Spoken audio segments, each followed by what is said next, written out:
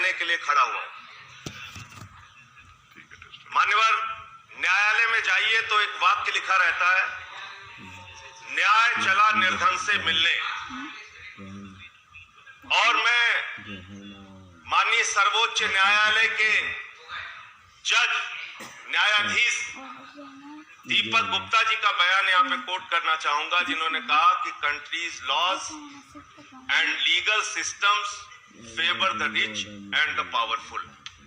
यानी हिंदुस्तान की न्याय व्यवस्था अमीर आदमी और ताकतवर आदमी को सपोर्ट करने के लिए।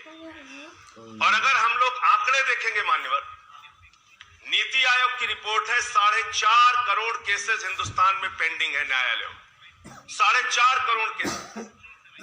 और उनका अनुमान है कि अगर इन केसों का निराकरण करने में लग जाए न्यायालय तो 324 वर्ष लगेगा इन मामलों का निस्तारण करने में, इस पर फैसला देने में। 73,000 केसेस सुप्रीम कोर्ट के सामने पेंडिंग है, 6,000 जज की पोस्ट खाली है, 50,000 लोगों पर एक जज है और सुप्रीम कोर्ट के माननीय 33 न्यायाधीशों में एक एससी है, एक ओबीसी है, जिसकी चिंता यहां पे रामनाथ ठाकुर जी ने भी व्यक्त की। मान्यवर, मैं कुछ विशेष मामलों के ऊपर आपका ध्यान आकर्षित कराना चाहता हूं। आज जब हम लोग यहां पर पेंडिंग केसेस के बारे में बात कर रहे हैं तो कुछ ऐसे केसेस भी हैं जिसमें न्याय मिलने में इतना समय लग गया जो मुझे लगता है पूरी दुनिया में हम सब के लिए एक शर्म की बात होगी। बंगाल में दीपक जोशी नाम के एक व्यक्ति को 41 साल के बाद रिहा किया गया मान्यवर। आसाम में 3 साल तक मधुबाला दास के नाम पे मधुबाला मंडल को गिरफ्तार करके रखा गया, उसकी आइडेंटिटी गलत थी, 3 साल तक वो जेल में रहती है। मान्यवर, बिहार में एक नरसंहार हुआ था जहानाबाद में, जिसमें 58 लोग मारे गए थे और उसमें जब फैसला आया तो सारे के सारे लोग बरी कर दिए जाते। 19 साल के बाद विष्णु नाम का एक व्यक्ति जो ललितपुर का रहने वाला था, उसको हाई कोर्ट से रिहा किया जाता है, निर्दोष साबित किया जाता है, 19 साल इसमें लग जाते हैं। मान्यवर, ये तमाम ऐसे मामले हैं। 23 साल के बाद मिर्जा नासिर हुसैन, कश्मीर का एक व्यक्ति, 23 साल के बाद उसको निर्दोष साबित किया जाता है और उसको रिहा किया जाता है। मैं बड़ी विनम्रता पूर्वक आपके माध्यम से इस सरकार से कहना चाहता हूं, फास्ट ट्रैक कोर्ट्स का गठन कीजिए, ज्यादा से ज्यादा न्यायालयों का गठन कीजिए, ज्यादा से ज्यादा जजेस की नियुक्ति कीजिए, जिससे कि ये वर्षों यानी कि तारीख पे तारीख मिलने वाली जो कहानी है इस पर विराम लग सके और लोगों को जल्दी न्याय मिले, न्याय के प्रति लोगों के मन में आस्था पैदा हो। गरीब आदमी के पास मान्यवर न्यायालय का खर्च उठाने की ताकत नहीं है। वो बीवी का गहना बेच के, घर का गेहूं बेच के वकील की फीस देता है मान्यवर, और उसको तारीख पे तारीख मिलती रहती है, वर्षों तक उसको इंतजार करना पड़ता है। 35 साल तक एक व्यक्ति को अयोध्या की जेल में रखा गया, जिस धारा में वो बंद किया गया था, उस धारा के अंदर जितनी सजा होती है उससे 10 गुना ज्यादा सजा काटता है वो, और उसके बाद उसका बेल बॉन्ड भरने वाला कोई नहीं था, उसको 35 साल के बाद रिहा किया गया।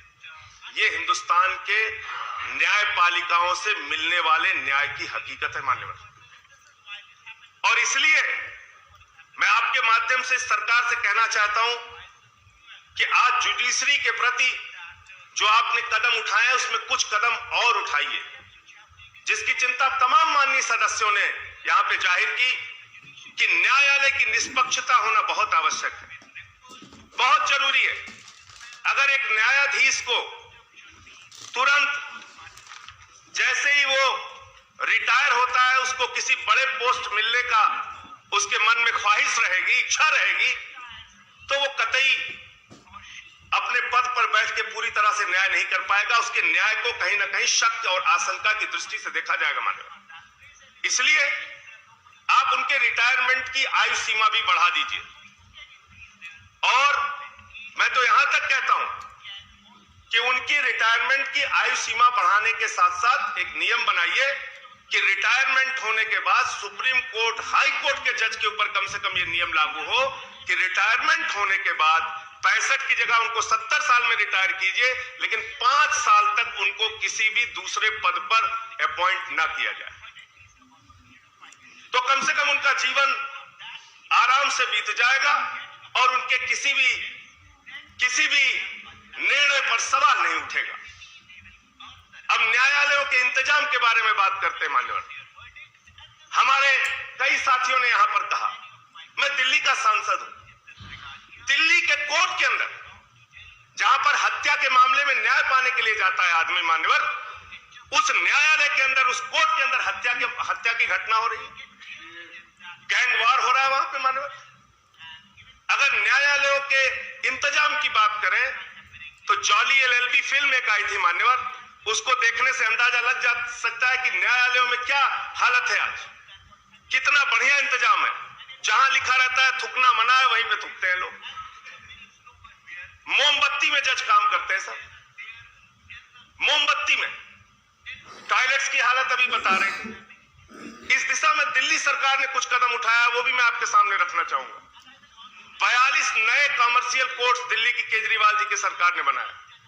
22 पॉस्को के कोर्ट हमने बनाया। 180 एडिशनल कोर्ट रूम हमने बढ़ाए दिल्ली के अंदर केजरीवाल जी की सरकार ने।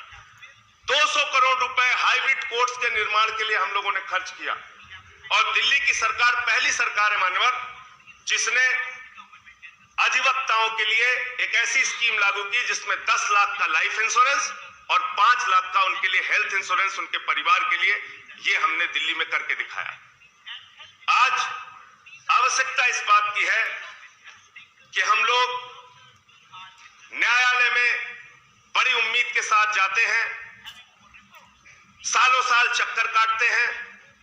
यहां पे मंत्री जी भी बैठे हैं और हमारे एमएओस भी जो हैं, एसपी सिंह बघेल साहब, वो एक बहुत अनुभवशील व्यक्ति हैं सर। और मैं इस आधार पर इस बात को कह रहा हूं कि वो पुलिस के भी अधिकारी रहे और प्रोफेसर भी रहे। यानी पुलिस के अधिकारी रहते हुए उन्होंने न्याय व्यवस्था को करीब से देखा और न्याय की पढ़ाई भी की प्रोफेसर के तौर पे। उन्होंने लंबे समय तक सांसद रहते हुए गरीब के दर्द को भी देखा है, समझा है। एक अच्छे व्यक्ति है, अच्छा विभाग उनको मिला है।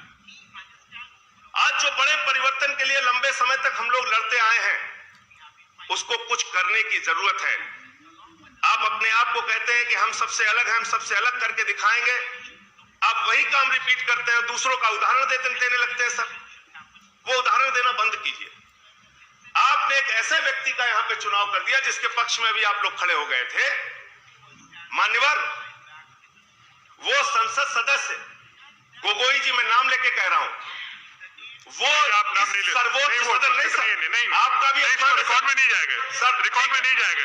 मैं ये कह रहा हूं सर, ये रिकॉर्ड में नहीं जाएगा। इस सर्वोच्च सदन के बारे में किसी को नहीं जाएगा संजय जी। चलिए उनका नाम काट दीजिए। इस सर्वोच्च सदन के बारे में किसी को भी अपमानित शब्द बोलने का अधिकार नहीं है, वो कोई भी हो।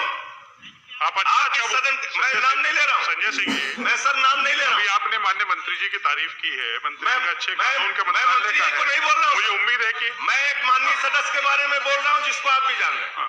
मैं ये कह रहा हूं कि इस सदन के अंदर हमारे भाजपा के भी मित्र भी बैठते हैं, माननीय मंत्री जी भी बैठते हैं, हम भी विपक्ष के सांसद बैठते हैं, आप भी सर बैठते हैं उस कुर्सी पर।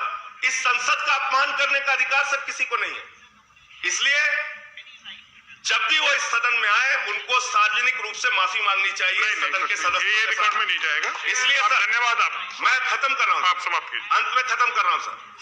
मैं ये कहना चाहता हूं सर, न्याय थैंक यू इस देश की करोड़ों जनता को भी चाहिए, न्याय हम सबको भी चाहिए, और न्याय हमारे 12 वो सांसद जो बाहर बैठे हैं